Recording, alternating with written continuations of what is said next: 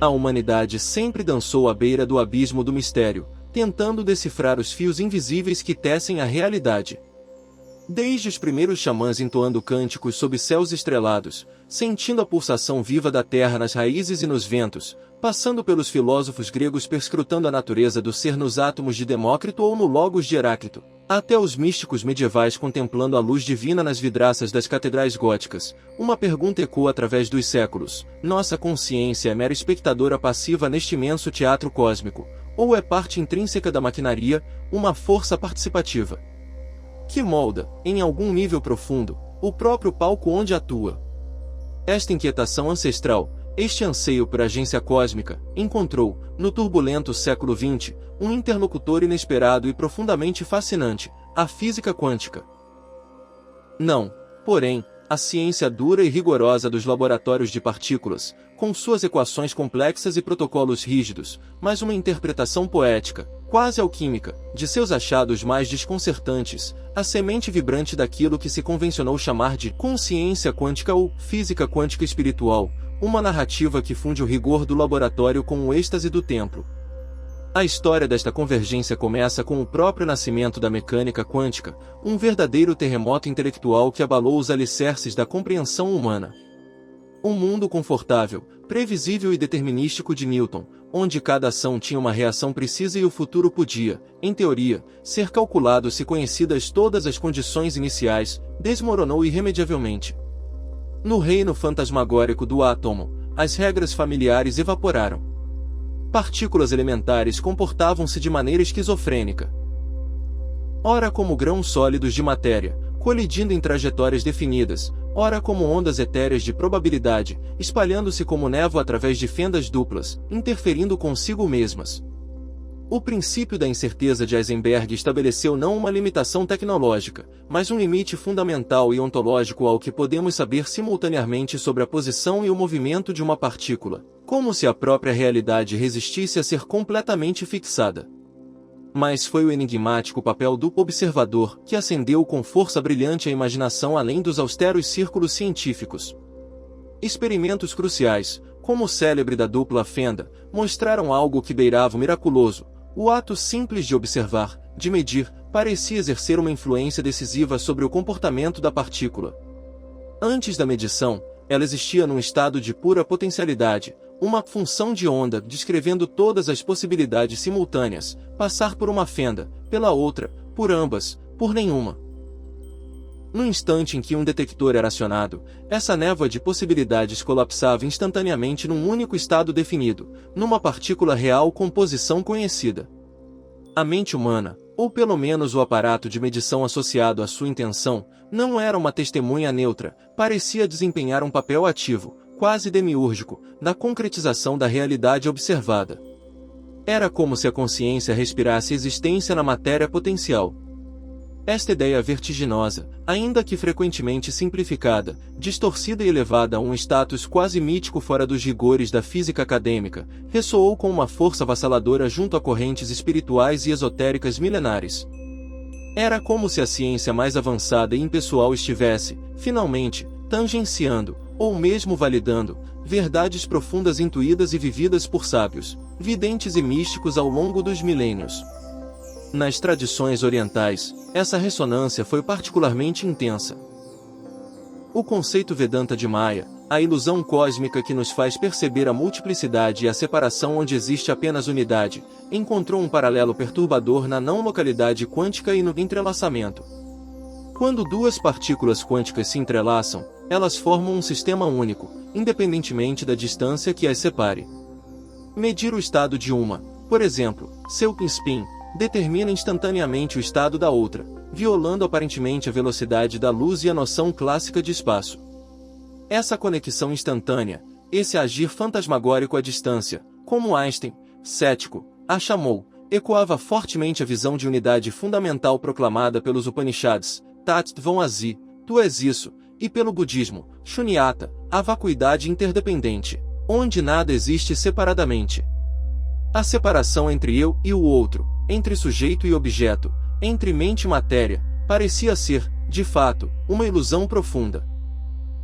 Tudo estava interconectado num nível subjacente, invisível aos sentidos, mas acessível à intuição e à experiência mística, tal como ensinavam os mestres espirituais.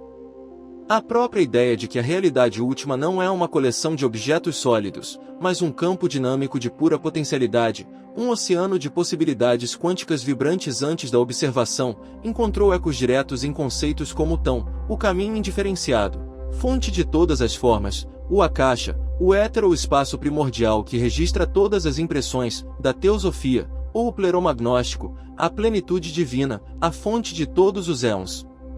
A matéria concreta seria apenas a manifestação congelada, o colapso de uma onda infinita de possibilidades contidas nessa matriz primordial. Sociedades esotéricas, guardiãs de saberes marginais e simbólicos, abraçaram estas metáforas quânticas com um fervor renovador. A máxima hermética, como é em cima, é embaixo, como é dentro, é fora, ganhou uma roupagem científica inédita. O microcosmo quântico, o reino das partículas, não apenas refletia o macrocosmo cósmico, as galáxias, as leis universais, mas, de forma crucial, espelhava o microcosmo mais íntimo e poderoso, a consciência humana. Se um simples detector, extensão da intenção de um físico, podia colapsar a função de onda de um elétron no laboratório, por que a consciência humana, em seus estados mais focados, intensos e coerentes, não poderia, em níveis muito mais profundos, colapsar a própria realidade da sua experiência pessoal e coletiva? As ferramentas ancestrais da espiritualidade e da magia, a vontade férrea e concentrada, telema, a intenção pura direcionada com clareza, a visualização criativa vívida e emocionalmente carregada, foram reinterpretadas através desta lente quântica. Elas não seriam apenas exercícios psicológicos ou apelos a forças externas, mas técnicas sofisticadas para que a mente humana aprendesse a navegar e moldar conscientemente o campo quântico subjacente à realidade aparente. Um mago ritualístico, ao traçar círculos de poder e invocar forças arquetípicas, estaria, na verdade, concentrando sua consciência para criar um ponto de coerência quântica, um vórtice de intenção capaz de influenciar o campo probabilístico local. Um monge em profunda meditação, visualizando compaixão irradiando para o mundo, estaria emitindo fótons mentais capazes de entrelaçar estados e influenciar a rede de possibilidades. A popular lei da atração, embora frequentemente banalizada e reduzida a fórmulas simplistas de autoajuda, bebe profundamente desta fonte quântico-espiritual, a crença de que o foco persistente da nossa consciência, imbuído de forte carga emocional, vibracional, atrai eventos, circunstâncias e encontros ressonantes, moldando ativamente o tecido probabilístico da existência ao nosso redor. A realidade seria, em última instância, maleável pela mente treinada. A espiritualidade que emerge deste caldeirão da consciência quântica é, portanto, radicalmente imanentista e profundamente participativa. Afasta-se da visão de um Deus transcendente, distante e separado da criação, governando por decretos inalteráveis. Em seu lugar, propõe uma divindade difusa, uma inteligência criativa e intencional inerente ao próprio tecido do universo, e, crucialmente, presente como centelha ativa dentro de cada consciência humana. O sagrado não estaria confinado a templos de pedra ou textos sagrados, mas pulsaria no próprio ato de observar, pensar, sentir e, sobretudo, intencionar. Cada pensamento consciente, cada emoção profunda, cada ato de vontade focada seria uma interação com este campo quântico unificado, uma pequena perturbação nas ondas de probabilidade que compõem o real. A transcendência, nesse contexto, não é alcançada pela fuga do mundo, mas pela imersão consciente e responsável neste oceano de potencialidades, reconhecendo que mente e matéria são dois aspectos, duas faces da mesma moeda primordial, uma substância única que os antigos alquimistas talvez chamassem de anima mundi, alma do mundo, e que a física quântica nomeia como campo quântico. A meditação profunda, longe de ser apenas uma técnica de relaxamento, é vista como um mergulho corajoso no estado pré-colisional, na pura potencialidade além da forma, onde o indivíduo dissolve temporariamente a ilusão do ego separado e experimenta diretamente a unidade subjacente.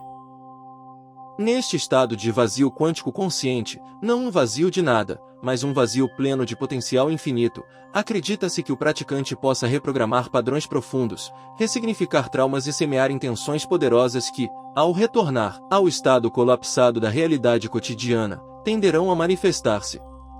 A oração focada, o canto de mantras, os rituais sagrados com símbolos e gestos precisos, tornam-se, nesta visão, atos de alta coerência mental e vibracional.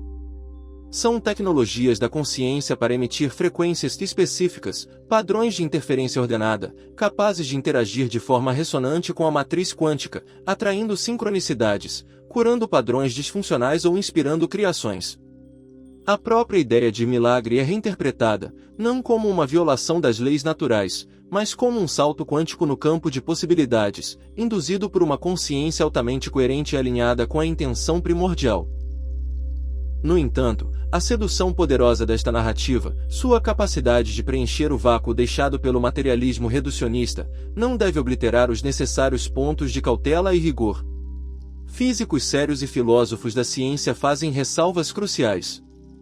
O colapso pela consciência é uma interpretação específica, como a ortodoxa de Copenhague, liderada por Niels Bohr, não um fato experimental incontestável.